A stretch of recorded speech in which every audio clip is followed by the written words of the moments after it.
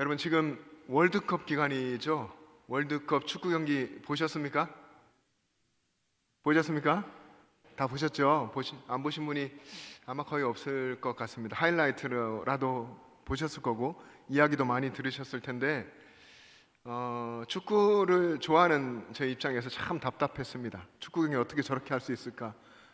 정말 좋은 선수들을 데리고 엉망인 경기를 하는구나 이런 생각. 다들 또 그런 한탄들을 하는 경기들을 했고 32강 이번에 이제 출전국도 많아졌잖아요. 32강부터 본선이 되는데 이 32강에 올라갈 수 있을런지 말런지 이 경우의 수를 따져야 되는 아마 오늘 결정난다고 들었던 것 같은데 그런 상황이 됐고 별다른 작전도 없었던 것 같고 뭐 전술 변화도 없었던 것 같은 그런 경기였습니다. 축구 경기에는 하프타임이 있죠. 전반전이 있고 후반전이 있는데 그 사이에 후반전을 앞두고 전반전 마친 후에 15분간 주어지는 휴식 시간을 하프타임이라고 합니다. 이때에 감독과 선수들 사이에 전술 이야기가 오가게 되죠. 그리고 전술판을 깨서 뭔가를 해내려고 애쓰는 시간입니다. 팀이 지고 있는 경우라면 새로운 전술을 생각하고 팀을 재정비해서 다시 시작할 수 있는 그런 아주 중요한 시간입니다. 이 하프타임을 잘 사용해서 후반전의 경기를 역전해서 이기는 그런 경기를 우리는 종종 보게 됩니다. 우리 삶에도 하프타임이 필요합니다. 물론 인생이 축구 경기처럼 이렇게 절반 딱 나눠서 전반전이 있고 후반전이 있고 이런 건 아니죠. 그렇게 명확하게 구분될 수 있는 것은 아니기 때문에 우리는 우리 인생의 중간중간에 또 중요한 순간마다 수시로 하프타임을 가져야 합니다. 우리 인생의 중요한 시기마다 때때로 삶을 정비하고 점검하고 그리고 고쳐야 될 부분이 있으면 고치고 보완할 건 보완하고 그리고 완전히 새롭게 해야 될 것은 또 수정해서 새롭게 하는 이런 삶의 과정이 필요하다는 것입니다. 이번 월드컵 경기 여러분 보셨다고 했는데요. 이 경기를 보면 좀 이상한 부분이 있습니다. 낯선 부분이 있죠. 전반전이 진행 중인데 전반전이 45분이잖아요. 45분 경기를 진행하는데 갑자기 중간에 심판이 휘슬을 불고서 경기가 중단되고 선수들이 한쪽으로 몰려가서 물을 마시는 시간이죠. 이 시간은 하이드레이션 브레이크라고 하는데 수분을 공급하는 시간이라고 해서 이런 시간을 이번 경기부터 만들었습니다. 이 시간이 3분입니다. 22분 경기하고 3분 동안 하이드레이션 브레이크를 하고 또 23분 경기를 하면서 전반이 맞춰지고 또 하프타임 15분 하고 이렇게 경기가 진행이 됩니다. 감독은 이 짧은 시간이지만 3분의 시간을 놓치지 않고 선수들이 수분을 보충하는 시간에 이 선수들을 모아서 열정적으로 작전을 지시해야 합니다. 이렇게 경기를 진행하다 보니까 3번의 휴식이 있죠. 그래서 마치 어떤 면에서는 농구 같은 4쿼터제 경기 같이 됐습니다. 어쨌든 팀을 정비하고 팀을 새롭게 하는 이 하이드레이션 브레이크, 하프타임 이런 시간이 너무 중요해졌습니다.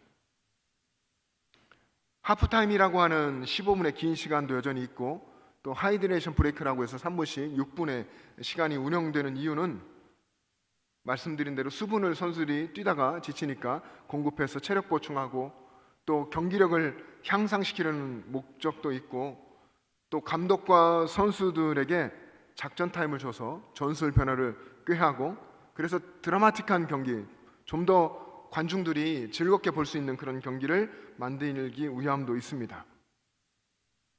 이 하이드레이션 브레이크와 하프타임을 통해서 체력을 보충하고 그래서 더 빠른 공격 템포의 경기를 하고 박진감 넘치는 경기를 즐기고 볼 수 있게 된 겁니다. 그래서 이번 월드컵 경기부터 이 축구 경기는 이 90분이라고 하는 이 축구 경기는 이 하이드레이션 브레이크를 어떻게 쓰느냐, 하프타임을 어떻게 활용하느냐 이걸 잘 활용하는 것이 정말 중요해졌습니다. 그 시간을 잘 활용하면 더 멋진 경기를 할 수 있고 또 승리를 가져올 수 있게 된 것이죠. 더 나은 인생의 후반전을 준비하라고 역설하는 책이 있습니다. 하프타임이라는 책인데 이 책을 쓴 밥 버포트라고 하는 분이 이렇게 이야기했습니다. 우리가 의미 있는 인생을 살고 인생을 아름답게 마무리하는 것, 여기에는 인생의 하프타임을 언제 어떻게 가지느냐에 달려있다라고 강조했습니다. 인생의 여러분 전반전을 잘 마쳤다고 해도 인생의 후반전을 남은 시간들을 어떻게 살아가고 어떻게 마무리하는가가 더 중요하지 않겠습니까? 창세기 5장에 에녹이라고 하는 인물이 등장하는데 성경은 에녹에 대해서 두 가지 설명을 합니다. 하나는 에녹이 65세에 무드셀라를 낳았다 하는 것이고, 또 하나는 그가 하나님과 동행했고 하나님이 그를 데려가셨다, 이런 기록입니다. 이 에녹이라고 하는 죽음을 맛보지 않고 하나님의 부르심을 받은 이 믿음의 사람이 어떻게 인생의 전반전을 살았는지, 무드셀라를 낳고서 어떤 삶을 살았는지는 우리가 알 수 없습니다. 하지만 분명한 것은 그가 인생의 후반전은 하나님과 동행하며 살았고 하나님과 동행하며 살다가 하나님의 부르심을 받는 아름다운 마무리를 하고 하나님께 불려갔다 하는 겁니다. 여러분, 모세는요 애굽의 왕궁에서 40년 동안 교육을 받고 40년을 보냈습니다. 그리고 광야로 나아가서 광야로 쫓겨가서 거기서 40년 동안 하프타임을 갖게 됩니다. 이 40년 동안이나 긴 하프타임을 갖게 되죠. 그리고 그 이후에 40년은 이스라엘 백성들을 출애굽시키고 그들을 약속의 땅까지 인도하는 하나님의 역사에 순종하는 삶을 살았죠. 여러분, 우리들의 인생, 여러분들의 인생, 여러분의 신앙 여정이 평탄하기만 하다면, 그냥 생각한 대로 되고 기대한 대로 다 되는 그런 평탄함만 있다고 한다면 하프타임이라는 것이 필요하지 않을 수도 있을 겁니다.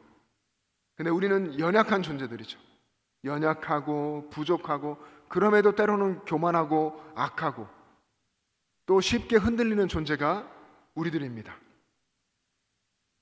여러분들이 주일 예배를 사모하고 이렇게 일찍 주님 앞에 나와서 예배하고 주일 예배를 드리고 그 받은 은혜 충만한 모습을 가지고 남은 일주일 동안 주중에 살아간다고 하는 것, 변함없는 그 은혜 속에 산다고 하는 것이 어떤 때는 정말 불가능한 것처럼 느껴질 때가 있습니다.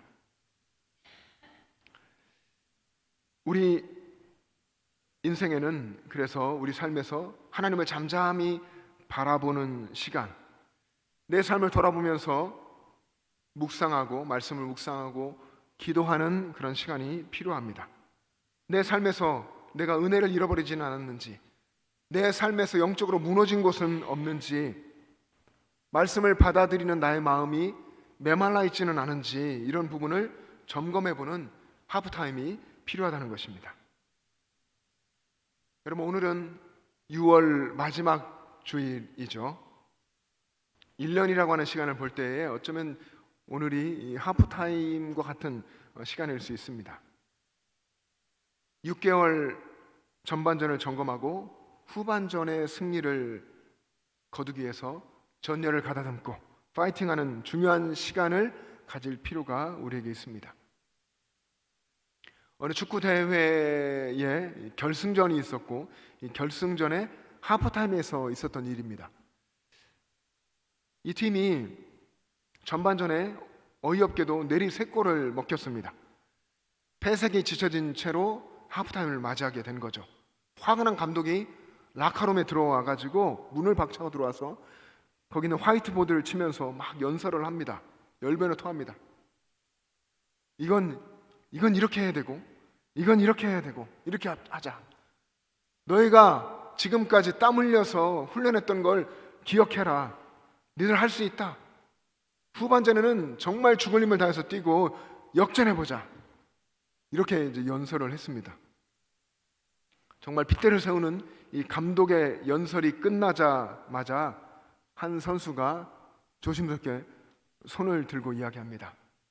저기 감독님, 말씀은 정말 감동적인데 저희는 상대팀입니다. 감독님 팀은 옆방입니다. 이렇게 이야기하는 겁니다. 여러분, 우리 신앙생활도 이와 같을 수 있습니다. 열심히 달리고 땀을 흘리는데 정작 내 삶의 방향이 잘못되어 있을 수도 있죠. 내 삶의 방향이 정말 하나님을 향해 있는가 하는 것을 점검하지 않으면 어쩌면 나는 엉뚱한 골대를 향해서 달려가면서 거기에 골을 넣으려고 하고 에너지만 낭비하는 그런 삶을 살게 될 수도 있습니다. 점검을 잘해야 잘 살 수 있다고 하는 거죠.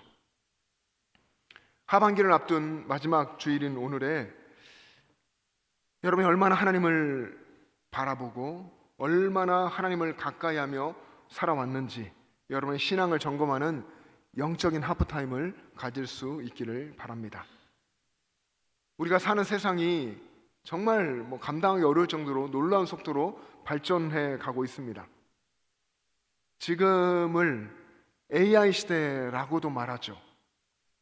여러분이 들어보셨을 텐데 이 AI가 산업이나 또 행정 그리고 노동, 쉽게 말하면 직장 이런 거죠. 노동, 업무들 그리고 정보의 생태계 이런 것들을 다 사회 전 영역의 모든 규칙들을 바꾸고 또 균형을 재편하는 그런 시대, 이런 시대가 AI 시대인데 이런 시대에 들어섰다라고 보고 있는 겁니다.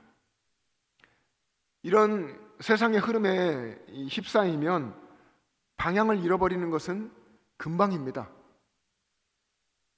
세상은 발전하고 나는 방향을 잃고, 그렇다면 우리가 신앙이 어디 있는지, 내가 하나님 앞에서 어디에 있는지 이 주소를 점검하고 찾는 것이 너무 어려울 수도 있죠. 세상은 발전해 가는데 사람들의 신앙의 열정은 안타깝게도 식어가고 있습니다. 코로나 팬데믹을 겪고 AI 시대를 또 만나고 이런 과정 속에서 객관적인 통계가 우리 성도들의 영적 현실을 잘 보여줍니다. 목회 데이터 연구소의 연구에 의하면 현대의 수많은 그리스도인들이 이미 외로운 크리스천이 되었다고 이야기합니다. 특히 코로나 팬데믹 이후에 많은 성도들이 이 공동체성, 교회 공동체성을 잃어버렸고 신앙에서 지도를 받지 않고 그리고 받더라도 제대로 받지 않고 스스로 알아서 신앙생활을 하려고 하는, 그 연구에 쓰인 용어로 하면 각자 도생, 스스로 그냥 알아서 살아가는 거죠. 그런 길을 걷고 있다는 것입니다. 이렇게 어쩌면 신앙생활을 하면서도 교제나 연대감이 끊어진 이런 성도들이 신앙생활을 하면서도 외로움을 느끼고 영적 침체에 빠지게 되기도 한다 하는 겁니다. 그래서 우리 그리스도인들은 교회 공동체 안에서 교제하고 교회 공동체 안에서 목양을 받고 그리고 배우며 성장해 가야 합니다. 이게 일반적인 신앙의 패턴입니다. 작년 2025년 한국보건사회연구원에서 발표한 실태조사에 의하면 우리나라에 있는 청년 3명 중에 1명꼴로 33.9%가 심각한 번아웃을 경험한 적이 있다. 1년 내에 그런 심각한 번아웃을 경험한 적이 있다라고 응답했다고 합니다. 청년이면 가장 힘이 있고 가장 혈기왕성하고 꿈꾸는 열정이 있는 그런 때인데 이런 청년이 번아웃 되었다는 겁니다.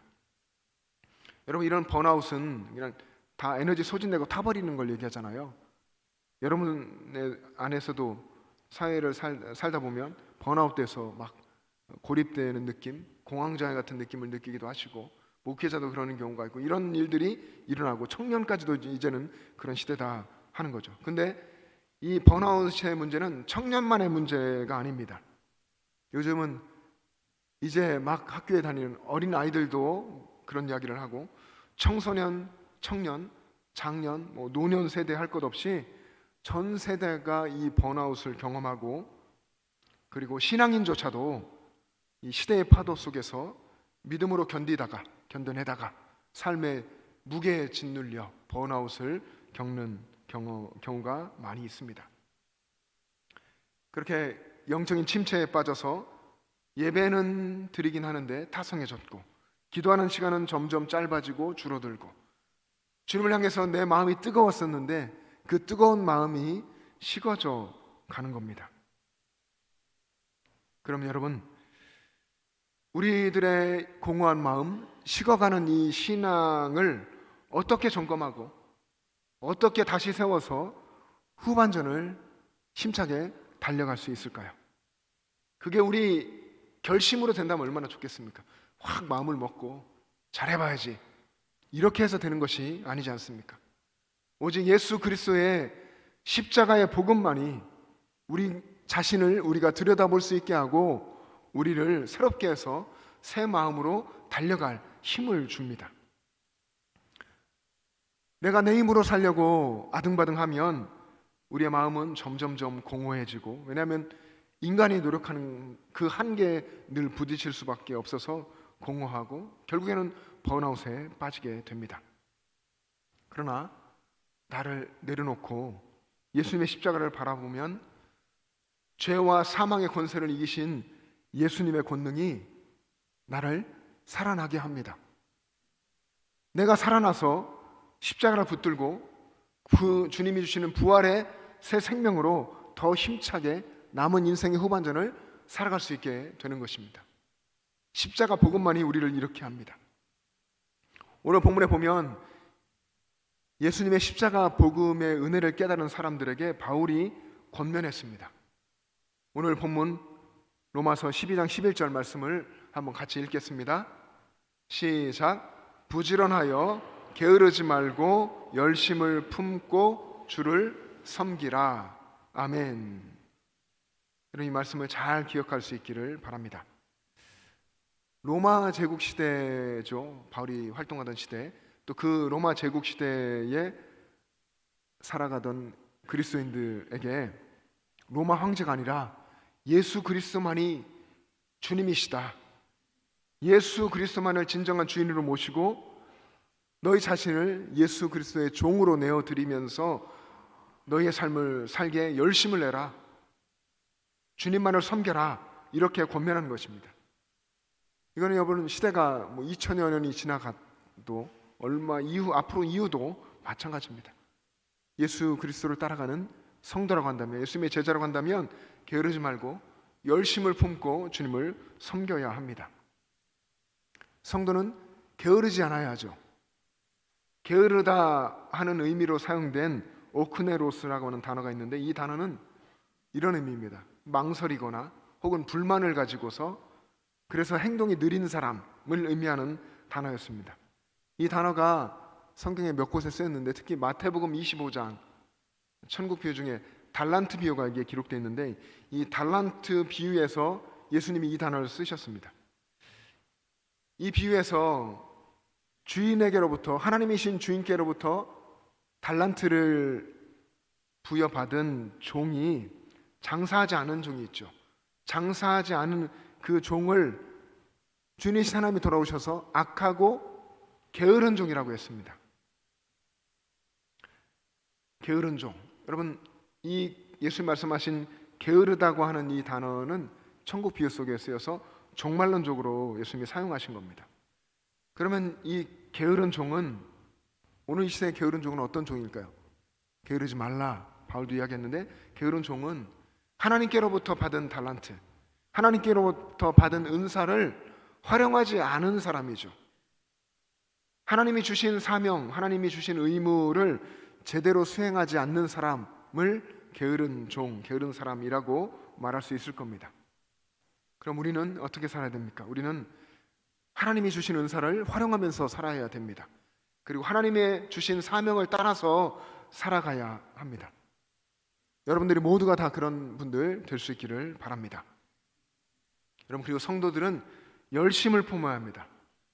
열심을 품고라고 하는 헬라어는 제온테스라고 하는데, 이 제온테스의 의미는 끓어오르는 것 의미하며, 끓어오르는 것, 물이 끓듯이 끓어오르는 것을 의미하는데, 열심을 품고 주를 섬겨라 하는 말은 계속해서 뜨거운 열정을 가지고, 열심을 가지고 주님을 섬겨라 하는 말입니다. 성도는 모든 일에 열심을 내고 최선을 다해서 그 뜨거운 열정으로 주님을 섬기는 사람이어야 합니다. 로마 시대에 이제 공중 목욕탕이 있었죠. 이 공중 목욕탕의 아래에는 히포카우스트라고 하는 거대한 지하 난방 시스템이 있었다고 합니다. 이 히포카우스트라고 하는 이 난방 시스템이 어떻게 운영되냐면, 보이지 않는 이 지하에서 노예들이 쉴 새 없이 땔감을 떼는 겁니다. 계속 땔감을 넣으면서 불을 지피고 불을 계속 살리면서 물을 데우는 거죠. 그래서 이 뜨거움이 유지됐던 겁니다. 우리 그리스도인들의 삶도 마찬가지입니다. 주님을 향한 여러분 마음의 열정, 이 뜨거움이 늘 뜨겁게 끓어올라야 합니다. 이건 우리가 판단할 수 있는 건 아니죠. 어떤 면에서는 겉으로 보기에는 그 모습이 어떠하든지 주님을 향한 뜨거운 열정이 여러분 마음속에 살아있다고 한다면 그 사람은 주님이 맡겨주시는 삶을 잘 살고 있는 겁니다. 근데 뜨거운 열정을 잃어버렸다고 한다면, 그러면 이제는 자기 자신을 돌아보고 자신의 신앙을 점검하는 영적인 하프타임을 가져야 할 때라는 것입니다. 사랑하는 영천제일 가족 여러분, 지난 6개월 동안 세상에 빠져서 미지근해졌던 그런 게으름, 십자가의 첫사랑을 잃어버린 나태함, 여러분 이것들을 오늘 이 시간 우리 주님 앞에 모두 내려놓을 수 있기를 바랍니다. 많은 사람들의 신앙이 안타깝게도 식어가는 이 시대에 우리들, 저와 여러분들은 십자가 복음으로 뜨거워지는, 더 뜨거워지고 열정을 잃지 않는 그런 신앙인 될 수 있기를 소망합니다. 여러분 이제 곧 1년이라고 하는 시간에 올해의 후반전을 시작하는 휘슬이 울리겠죠. 올해의 후반전은 어떻게 살기 원하십니까? 올해의 후반전은 영원한 것, 성경적인 것, 하나님 나라 가치에 집중하는 삶을 살기를 바랍니다. 하나님이 주신 사명을 찾고 그 사명의 인생을 걸고, 그리고 뜨거운 열정을 품고 주님을 섬기는 그런 여러분 될 수 있기를 바랍니다. 근데 그러면 어떻게 해야 됩니까? 그렇게 하려면, 이렇게 누가 묻는다면 저는 기본기를 이야기할 겁니다. 신앙의 기본기죠. 여러분 보시기에 오른편에 강단 뒤편 현수막에 써 있습니다. 올해 후반전에는 이런 신앙의 기본기에 힘쓰면 좋겠습니다. 매일 하루 1시간 무릎 꿇고 기도하는 것에 힘쓰십시오. 마음의 무릎을 꿇는 겁니다. 여러분의 삶의 자리에서 열심히 기도하시고, 새벽 예배에 나와서 참여하면 1시간 기도를 하고 하루를 살아가시고, 또 순간순간 말씀을 읽고 묵상하면서 또 생활하면서도 여러분이 기도하면서 그렇게 살아가는 시간들을 가지시고 늘 주님을 높이며 찬양하면서 살아가십시오. 그리고 무엇보다 하나님 말씀을 붙들어야 됩니다. 올해 성경 일독을 꼭 할 수 있기를 바랍니다.